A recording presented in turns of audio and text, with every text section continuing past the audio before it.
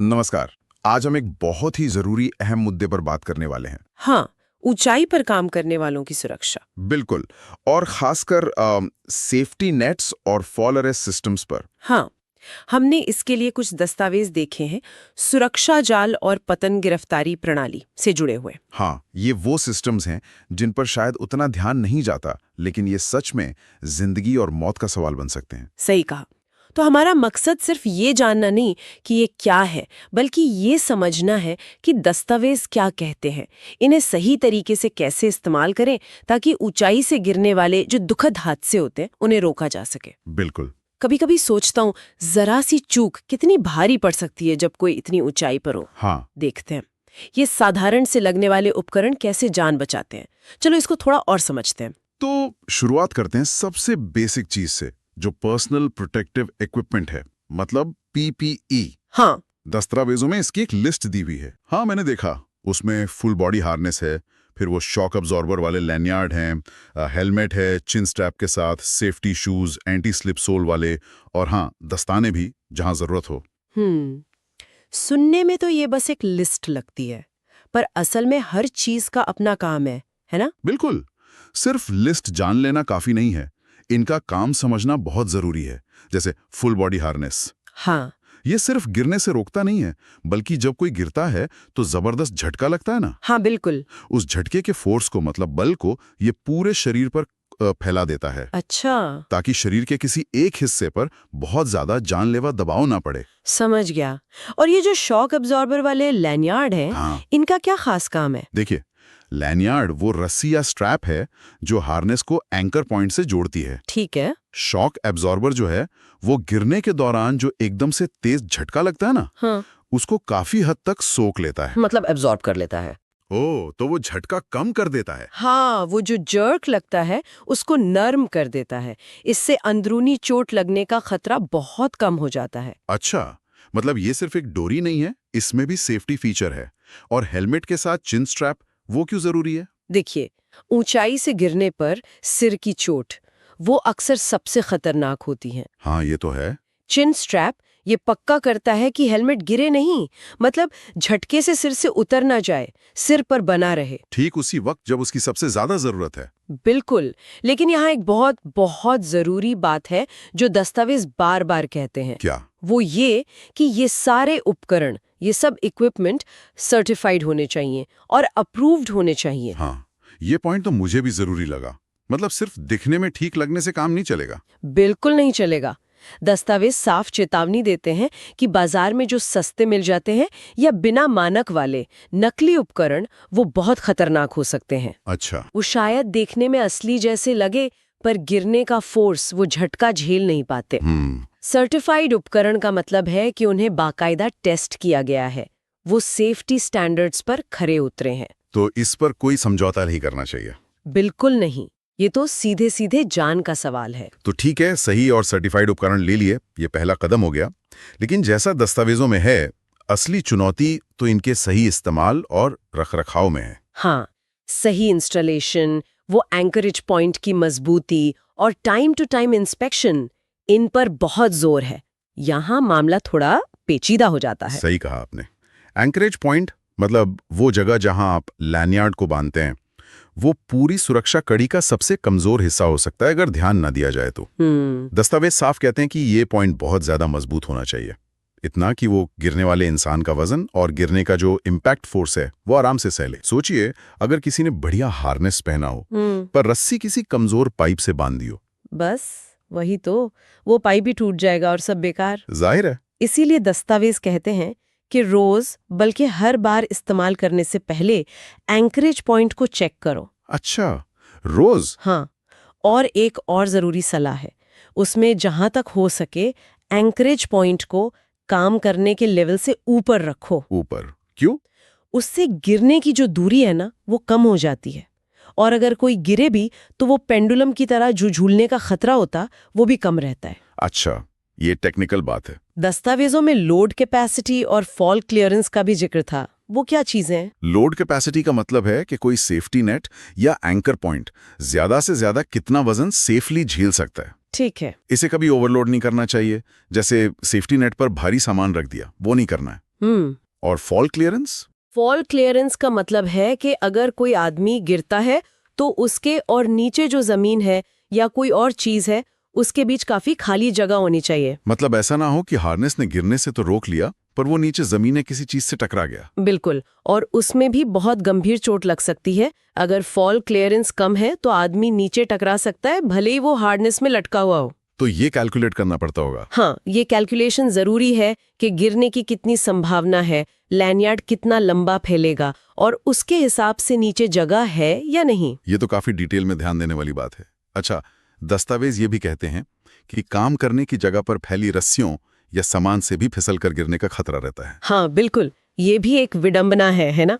जो चीजें गिरने से बचाने के लिए हैं, अगर वही ठीक से ना रखी हो तो उनसे फिसल कर गिरने का डर। सही बात है। इसीलिए वर्क एरिया को साफ सुथरा और व्यवस्थित रखना, ये भी सेफ्टी प्रोटोकॉल का ही एक हिस्सा है। ठीक है, तो उपकरण सही ले लिए, ठीक से लगा भी दिए, क्लियरेंस भी देख लिया, पर क्या ये काफी है? मतलब एक बार लगा दिया तो भूल जाएं? नहीं, बिल्कुल नहीं। दस्तावेज तो नियमित इंस्पेक्शन और मेंटेनेंस पर बहुत जोर देते हैं। हाँ बिल्कुल। मान लीजिए इंस्पेक्शन में पता चला कि सेफ्टी नेट में कहीं छोटा सा छेद है या हार्नेस बक्कल ठीक से लग नहीं रहा, तब क्या?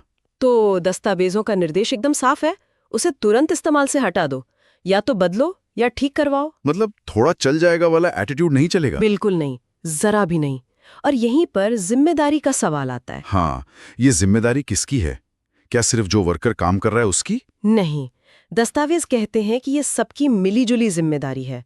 वर्कर की भूमिका है कि वो उपकरण ठीक से पहने, कोई कमी दिखे तो फौरन बताएं, सेफ तरीके से काम करे। ठीक है। लेकिन जो सुपरवाइजर है या साइट इंचार्ज है, उसकी भी उतनी ही, बल्कि शायद थोड़ी ज्यादा जिम्मेदारी है। अच्छा, कैसे? ही और सर्टिफाइड उपकरण मौजूद हों, उनका सही इस्तेमाल हो रहा हो, रेगुलर इंस्पेक्शन हो, सबको ट्रेनिंग मिली हो और सेफ्टी नियमों का पालन करवाया जाए। दस्तावेजों में ये भी लिखा है कि उपकरण खराब रखरखाव या ओवरलोडिंग से भी फेल हो सकते हैं। हाँ, ये आम खतरे हैं। मान लीजिए हार्नेस की सिलाई धूप या केमिकल से कमजोर हो गई है, या मेटल के हिस्सों में जंग लग गया है, तो प्रेशर पड़ने पर टूट सकता है। इसी तरह सेफ्टी नेट पर लगातार मलबा गिरता रहे या उसे स्टोर रूम की तरह इस्तेमाल करें तो उसकी ताकत कम हो जाती है। अगर हम इसे बड़ी तस्वीर में देखें तो ये सिर्फ नियमों की लिस्ट नहीं है, ये एक पूरी सेफ्टी की संस्कृति, एक कल्चर बनाने की बात है, जहां हर कोई अपनी भूमिका समझे और लापरवाही की कोई गुंजाइश ही न छोड़े। ये बात बहुत जरूरी है। अच्छा, एक और सिचुएशन सोचते हैं। मान लीजिए सारी सावधानी रखी, फिर भी कोई गिर गया, लेकिन हार्नेस ने उसे बचा लिया और वो हवा में लटका हुआ है, अब क्या? ये एक ऐसा पॉइंट है जिसे अक्सर लोग नजरअंदाज कर देते हैं, लेकिन दस्तावेज इस पर खास जोर देते हैं। वो है रेस्क्यू प्लान, बचाव योजना। Rescue plan? हाँ, गिरने के बाद आदमी को सिर्फ लटका छोड़ देना भी खतरनाक हो सकता है।